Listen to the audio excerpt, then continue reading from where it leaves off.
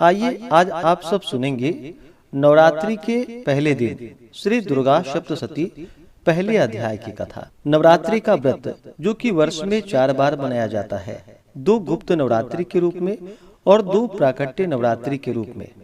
प्राकट्य नवरात्रि जो कि चैत्र के महीने में और आश्विन के महीने में शुक्ल पक्ष प्रतिपदा तिथि से लेकर के नवमी तिथि तक माता दुर्गा के 9 स्वरूपों का पूजन किया जाता है। माता दुर्गा अपने भक्तों के सभी प्रकार के दुख और कष्टों को दूर करने वाली है तथा सुख और समृद्धि का आशीर्वाद प्रदान करने वाली है।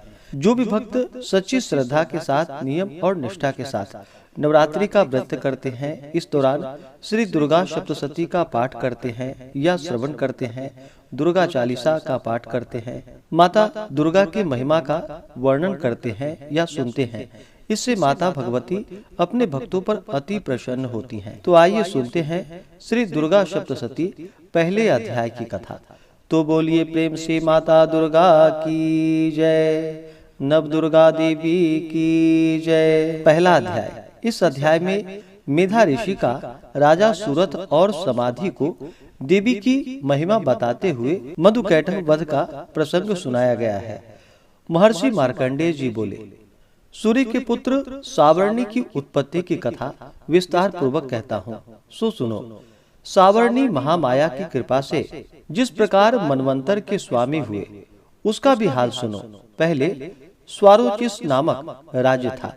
वह प्रजा को अपने पुत्र के समान मानते थे, तो भी कोला विध्वंसी राजा उनके शत्रु बन गए।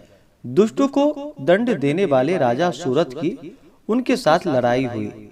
कोला विध्वंसियों की संख्या में कम होने पर भी राजा सूरत युद्ध में उनसे हार गए। तब वह अपने नगर में आ गए। केवल अपने देश का राज्य ही उनके पास रह गया और वह उसी देश के राजा होकर राज्य करने लगे। किंतु उनके शत्रुओं ने उन पर वहां आक्रमण कर दिया। राजा को बलहीन देखकर उनके दुष्ट मंत्रियों ने राजा की सेना और खजाना अपने अधिकार में कर लिया।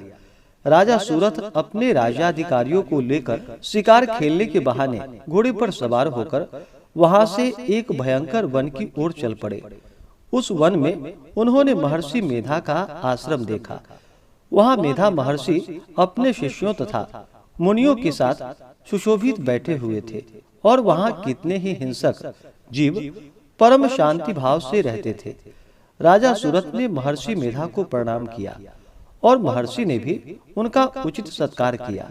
राजा सूरत महर्षि के आश्रम में कुछ समय तक ठहरे। अपने नगर की ममता के आकर्षण से राजा अपने मन में सोचने लगा, पूर्व काल में पूर्वजों ने जिस नगर का पालन किया था वह आज मेरे हाथ से निकल गया। मेरे दुष्ट एवं दुरात्मा मंत्री मेरे नगर की अब धर्म से रक्षा कर रहे होंगे या नहीं। मेरा प्रधान हाथी जो कि सदा मद की वर्षा करने वाला और शूरवीर था, मेरे बैरियों के वश में होकर न जाने क्या दुख भोग रहा होगा। मेरे आज्ञाकारी नौकर जो मेरी कृपा से धन और भोजन पाने से सदैव सुखी रहते थे और मेरे पीछे पीछे चलते थे, वह अब निश्चय ही दुष्ट राजाओं का अनुसरण करते होंगे तथा मेरे दुष्ट एवं दुरात्मा मंत्रियों द्वारा व्यर्थ ही धन को व्यय करने से संचित किया हुआ मेरा खजाना एक दिन अवश्य खाली हो जाएगा। इस प्रकार की बहुत सी बातें सोचता हुआ राजा निरंतर दुखी रहने लगा। एक दिन राजा सूरत ने महर्षि मेधा के आश्रम के निकट एक वैश्य को देखा। राजा ने उससे पूछा, भाई तुम कौन हो? यहाँ तुम्हारे आने का क्या कारण है और तुम मुझे शोकग्रस्त अनमने से दिखाई देते हो, इसका क्या कारण है? राजा के यह नर्म वचन सुन वैश्य ने महाराज सूरत को प्रणाम करके कहा। वैश्य बोला, राजन, मेरा नाम समाधि है। मैं धनियों के कुल में उत्पन्न एक वैश्य हूँ। मेरे दुष्ट स्त्री पुत्रादिकों ने लोभ से मेरा सब धन छीन लिया है और मुझे घर से निकाल दिया है। मैं इस तरह से दुखी होकर इस वन में चला आया हूँ और यहाँ रहता हुआ मैं इस बात को भी नहीं जानता कि अब घर में इस समय सब कुशल है या नहीं। यहाँ पर अपने परिवार का आचरण संबंधी कोई समाचार भी नहीं पा सकता कि वह घर में इस समय कुशल पूर्वक है या नहीं है। मैं अपने पुत्रों के संबंध में यह भी नहीं जानता कि वह सदाचारी है या दुराचार में फंसे हुए हैं। राजा बोला, जिस धन के लोभी स्त्री पुत्रों ने तुम्हें घर से निकाल दिया है, फिर भी तुम्हारा चित्त उनसे क्यों प्रेम करता है? वैश्य ने कहा, मेरे विषय में आपका ऐसा कहना ठीक है, किंतु मेरा मन इतना कठोर नहीं है। यद्यपि उन्होंने धन के लोभ में पड़कर पितृ स्नेह को त्याग कर मुझे घर से निकाल दिया, तो भी मेरा मन में उनके लिए कोई कठोरता नहीं है। हे महामते, मेरा मन फिर भी उनमें क्यों फंस रहा है? इस बात को जानता हुआ भी मैं नहीं जान रहा। मेरा चित्त उनके लिए दुखी है। मैं उनके लिए लंबी लंबी सांस ले रहा हूँ। उन लोगों में प्रेम नहीं है, फिर भी ऐसा निस्नेहियों के लिए मेरा हृदय कठोर नहीं होता। महर्षि मार्कंडेय जी ने कहा कि हे ब्राह्मण, इसके पश्चात महाराज सूरत और वह वैश्य दोनों महर्षि मेधा के समीप गए और उनके साथ यथा योग्य न्याय संभाषण करके दोनों ने वार्ता आरंभ की।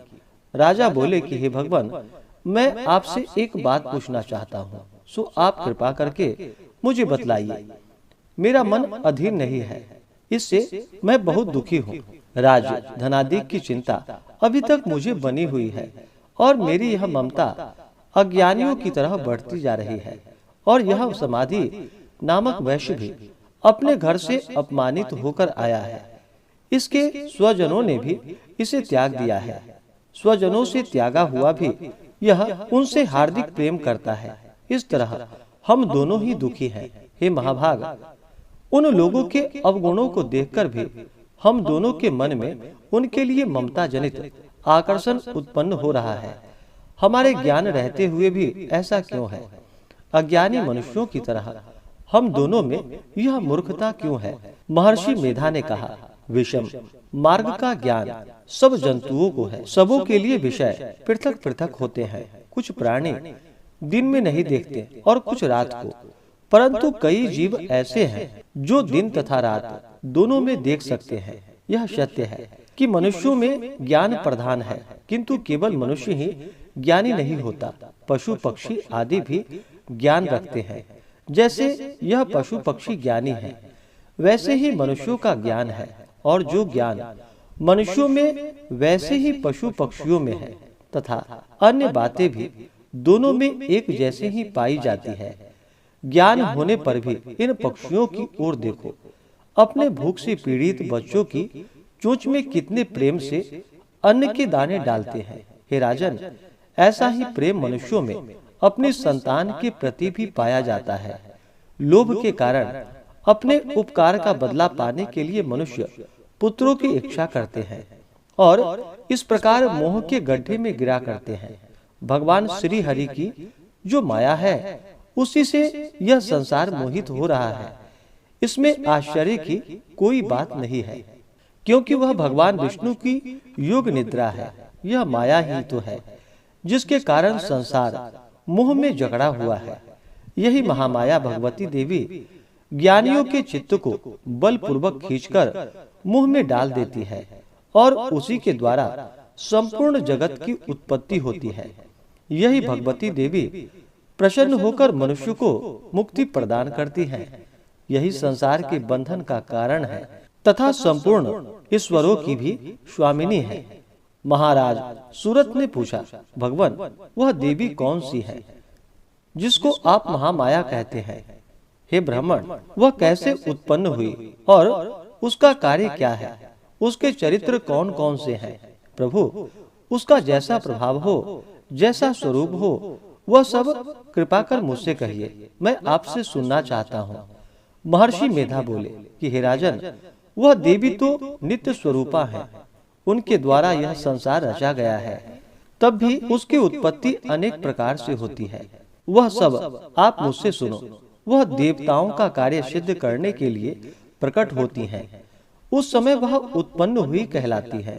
संसार को जलमय करके जब भगवान विष्णु योग निद्रा का आश्रय लेकर शेष शैया पर सो रहे थे, तब मधु कैटभ नाम के दो असुर उनके कानों के मैल से प्रकट हुए और वह श्री ब्रह्मा जी को मारने के लिए तैयार हो गए। श्री ब्रह्मा जी ने जब उन दोनों को अपनी ओर आते देखा और यह भी देखा कि भगवान विष्णु योग निद्रा का आश्रय लेकर सो रहे हैं, तो वह उस समय श्री भगवान को जगाने के लिए उनके नेत्रों में निवास करने वाली योग निद्रा की स्तुति करने लगे। श्री ब्रह्मा जी ने कहा कि हे देवी, तुम ही स्वाहा, तुम ही स्वधा और तुम ही वशटकार हो। स्वर भी तुम्हारा ही स्वरूप है, तुम ही जीवन देने वाली सुधा हो। नित्य अक्षर प्रणव में अकार, उकार, मकार, इन तीनों में माताओं के रूप में तुम ही स्थित हो। इसके अतिरिक्त जो बिंद पथ अर्धमात्रा है, जिसका कि विशेष रूप से उच्चारण नहीं किया जाता है, हे देवी, वह भी तुम ही हो।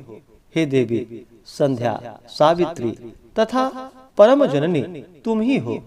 तुम इस विश्व को धारण करने वाली हो। तुमने ही इस जगत की रचना की है और तुम ही इस जगत का पालन करने वाली हो। तुम ही कल्प के अंत में सबको भक्षण करने वाली हो। हे देवी, जगत की उत्पत्ति के समय तुम सृष्टि रूपा होती हो, पालन काल में स्थित रूपा हो और कल्प के अंत में संहार रूप धारण कर लेती हो। तुम ही महाविद्या, महामाया, महामेधा, महारात्रि और मोहरात्रि हो। श्री ईश्वरी और बोध स्वरूपा बुद्धि भी तुम ही हो। लज्जा, पुष्टि, तुष्टि, शांति और क्षमा तुम ही हो। तुम खड्ग धारणी, शूल धारणी, घोर रूपा तथा गदा, चक्र, शंख और धनुष को धारण करने वाली हो। बाण, भुसुंडी और परिध भी, यह भी तुम्हारे ही अस्त्र हैं। तुम सौम्य और सौम्यतर हो। यही नहीं, बल्कि जितने भी सौम्य तथा सुंदर वस्तुएं इस संसार में हैं, उन सबसे बढ़कर सुंदर तुम हो। पर और अपर, सबसे पर रहने वाली सुंदर तुम ही हो। हे सर्वस्वरूपे देवी, जो भी असत पदार्थ है और उनमें जो शक्ति है, वह भी तुम ही हो। ऐसी अवस्था में भला तुम्हारी स्तुति कौन कर सकता है। इस संसार की सृष्टि, पालन और संहार करने वाले जो भगवान हैं, उनको भी जब तुमने निद्रा के वशीभूत कर दिया है, तो फिर तुम्हारी स्तुति कौन कर सकता है।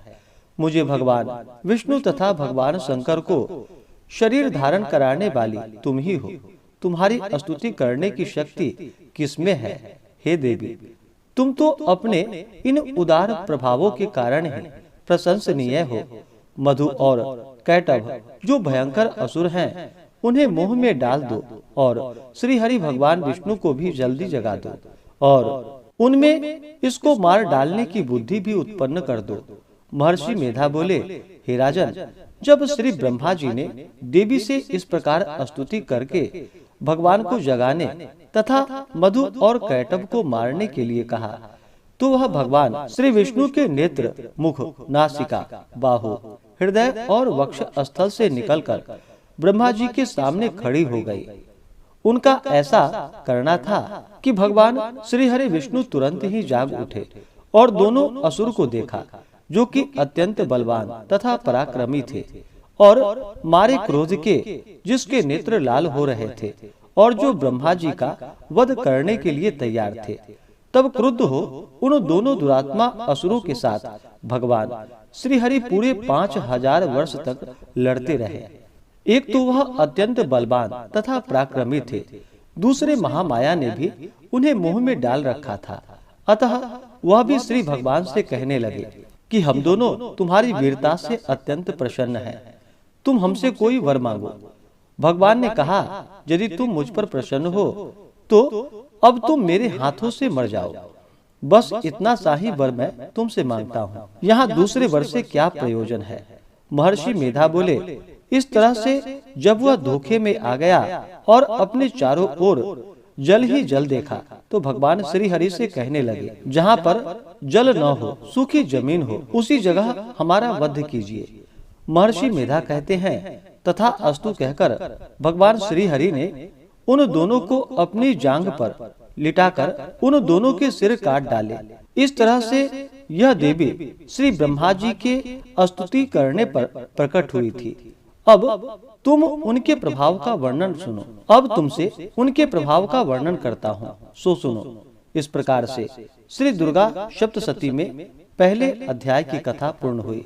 तो बोलिए प्रेम से दुर्गा माता की जय, नव दुर्गा देवी की जय।